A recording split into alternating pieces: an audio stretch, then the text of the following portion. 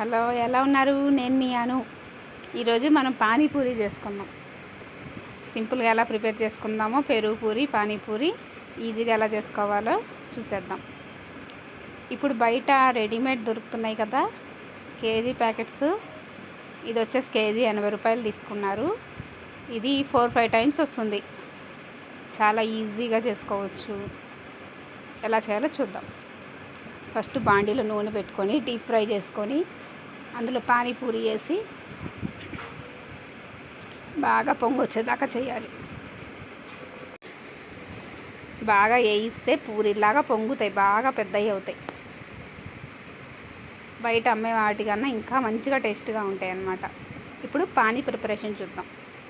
Everest వాళ్ళది పానీపూరి మసాలాని బయట పచారీ షాప్స్లో దొరుకుతూ ఉంటాయి. అవి తెచ్చుకొని ఎలా చేయాలో చూద్దాం. ఫస్ట్ బఠానీలు 6 అవర్స్ ముందు నానబెట్టుకొని ఉడకబెట్టుకొని ఉంచుకోవాలి. తర్వాత ఒక గిన్నెలో ఒక 1/2 లీటర్ వాటర్ పోసుకొని అందులో పానీపూరి పౌడర్ వేసి కొంచెం సాల్ట్ వేసుకోవాలి. కొంచెం సాల్ట్ వేసి కలిపితే చాలు, పానీపూరి ఇన్స్టెంట్గా తయారైపోతుంది.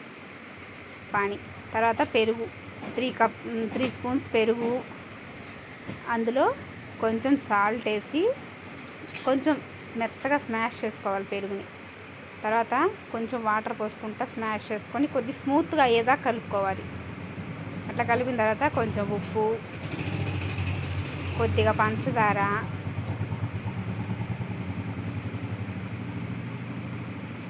తర్వాత ఆనియన్స్ కట్ చేసి పెట్టుకోవాలి. మనం ఆనియన్స్ చిన్న చిన్న స్పైసెస్గా కట్ చేసుకొని అవి మిక్స్ చేసేసుకోవాలి.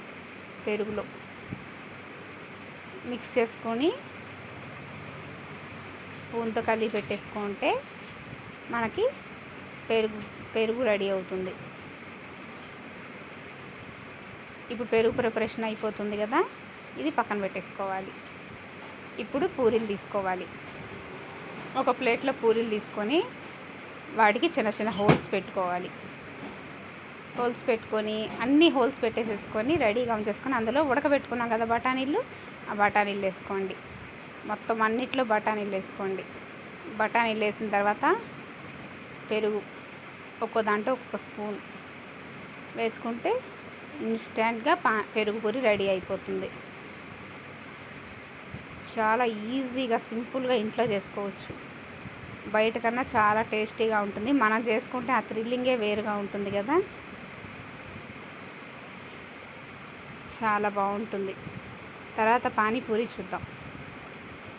మళ్ళీ ఇందాకట్లాగే ఒక ప్లేట్లో పూరీస్ పెట్టేసుకొని హోల్స్ పెట్టుకుందాం అన్నిట్లో. తర్వాత బఠానీ వేసుకుందాం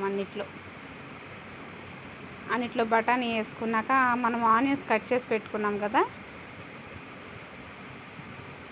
ఆనియన్స్ తీసుకొని అన్నిట్లో కొంచెం కొంచెం ఆనియన్స్ వేసుకోవాలి.